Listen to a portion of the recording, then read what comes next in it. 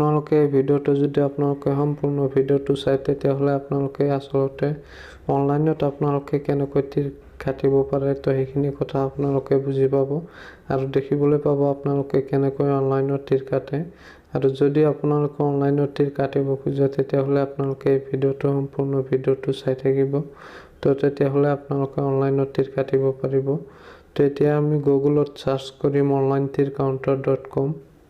অলপ লোডিং হোৱাৰ পিছত আপোনালোকে চাই আছে এনেকৈ এটা ইণ্টাৰফেচ আহিব আপোনালোকৰ সন্মুখত। আপোনালোকে একেবাৰে ওপৰত যে আছে onlinetircounter.com তো আপোনালোকে তাতে ক্লিক কৰিব। ক্লিক কৰাৰ পিছত আপোনালোকে চাব এনেকৈ এটা ইণ্টাৰফেচ আহিব। এইটো হৈছে onlinetircounter.com। ইয়াৰ পৰা আপোনালোকে অনলাইনত তীৰ কাটিব পাৰিব। তো আপোনালোকে কেনেকৈ অনলাইনত তীৰটো কাটিব আৰু অৰ্ডাৰবোৰ আপোনালোকে কেনেকৈ কৰিব তো সেইটো আপোনালোকক দেখাই দিম। তো আপোনালোকে ভিডিঅ'টো স্কিপ নকৰাকৈ চাই থাকক। তেতিয়া যদি আমি ইয়াৰ পৰা অৰ্ডাৰ কৰিব খোজো নম্বৰবোৰ তেতিয়া আমি শ্বপ নাওত ক্লিক কৰিম।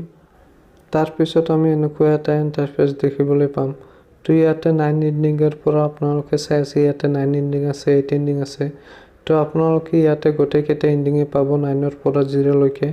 তো আপোনালোকে যদি ইণ্ডিং কেইটা চাব খোজে তেতিয়াহ'লে আপোনালোকে স্ক্ৰল কৰি নিচফালে যাব।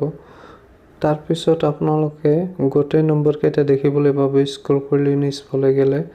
তো আপোনালোকে ইয়াৰ পৰা যিকোনো এটা সিলেক্ট কৰিব। সিলেক্ট কৰাৰ পিছত আপোনালোকে 4টা অপচন দেখিবলৈ পাব। আপোনালোকে আসলতে নম্বৰটো ক'ত কাটিব সেই 4টা অপচন আহিব। তাৰ পৰা আপোনালোকে যিকোনো এটা অপচন সিলেক্ট কৰি ল'ব। আপোনালোকে আসলতে নম্বৰটো ক'ত কাটিব। তো যিকোনো এটা সিলেক্ট কৰি লোৱাৰ পিছত আপোনালোকে ইয়াতটো সাৰ্চ কৰিব। ইয়াতটো সাৰ্চ কৰাৰ পিছত আপোনালোকে চাব ওপৰত ৰাইট সাইডত আপোনালোকে এটা চাব তাতে আপোনালোকে ক্লিক কৰি আপোনালোকে এনেকুৱা এটা ইণ্টাৰফেচ দেখিবলৈ পাব।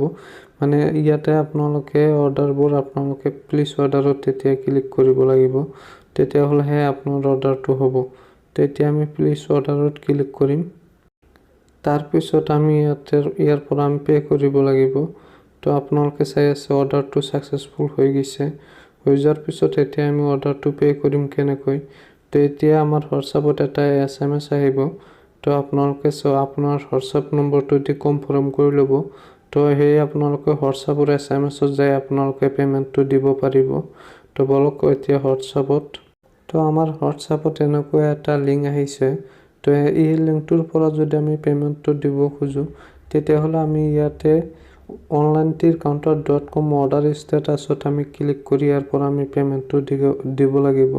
তো আমি তাতে ক্লিক কৰিম। তাৰ পাছত আমি এনেকুৱা এটা ইণ্টাৰফেচ দেখিবলৈ পাম। তো ইয়াতে 3টা অপচন আছে। আমি এই 3টা অপচনৰ ভিতৰত যিকোনো অপচনৰে আমি পে' কৰিব পাৰোঁ। আৰু আফটাৰ আমাক পে'মেণ্টটো কেনেকৈ দিব সেইটো আপোনালোকক ক'ম।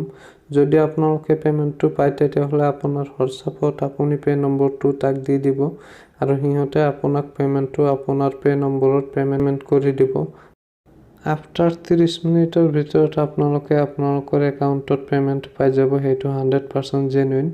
তো আপোনালোকে ভিডিঅ'টো চাই নিশ্চয় বুজি পাইছে আচলতে আপোনালোকে কেনেকৈ অনলাইনত তীৰ কাটিব পাৰে।